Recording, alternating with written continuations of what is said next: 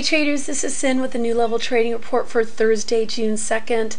The S&P rebounded a bit from today's lows following news of the fresh funding plan to help Greece pay off its mountain of debt, and Moody's warns the U.S. government of a possible debt downgrade.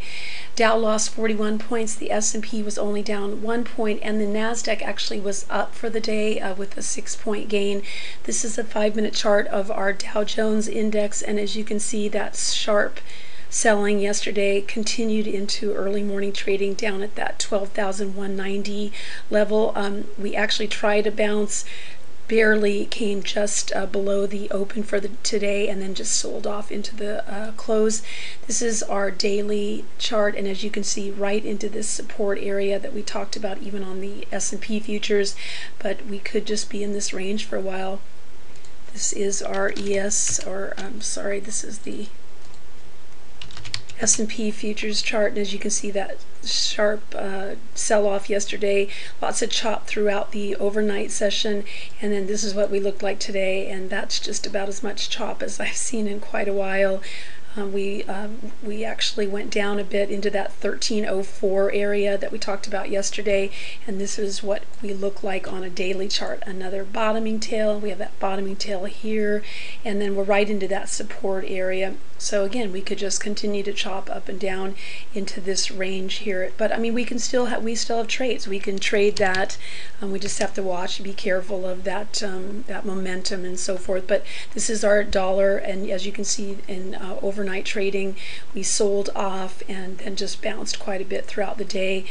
Not much happening on the daily. As you can see, we've got this large red candle, but we're just at a average volume, so again, not much momentum to the up or to the downside. I wanted to take a look at our heat map. This is for FinViz, and as you can see, just lots of red and green. It's very mixed, even in the sectors, lots of green and red, although consumer goods was the loser for today, and actually financials did okay. Technology again kind of mixed, but I wanted to show you the bubble study, and here we go. Let's go this way. There we go. And actually one of the best sector today was education, and you can see this is DeFry, which was up almost 15%, and Apollo Group was up 11%. Let's move down a bit here and tighten that up a bit.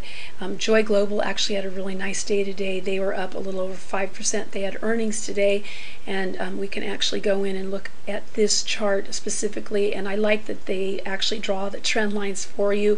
You can see we're into this really nice support area, and I actually traded this intraday. I traded it to the upside, and as you can see, a really nice movement up. We did double top and then chopped up and down throughout the day, but again, the market was up and down, but Joy Global actually had a really nice day.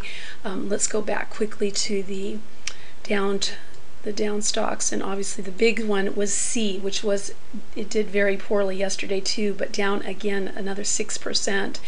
And so in fact, let's see if we can open that and see if there is some support. We do have some support in this area here. It looks to be around the $22 range, so we'll wait to see if it bounces there, but that actually looks like it has some fairly decent support, and you might get some volume coming in if that does happen. And let's see, back to just really quickly,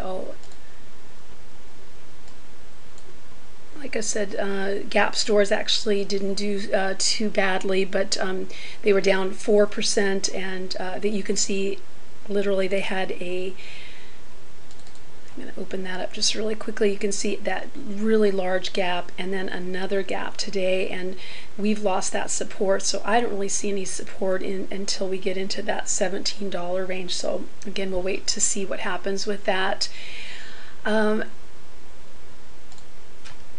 We are grateful that you've joined us today. We'd love to have you join us as a member. If you have any questions, please call us at the number on our website, www.newleveltraders.com, and have a great evening, and we'll see you tomorrow.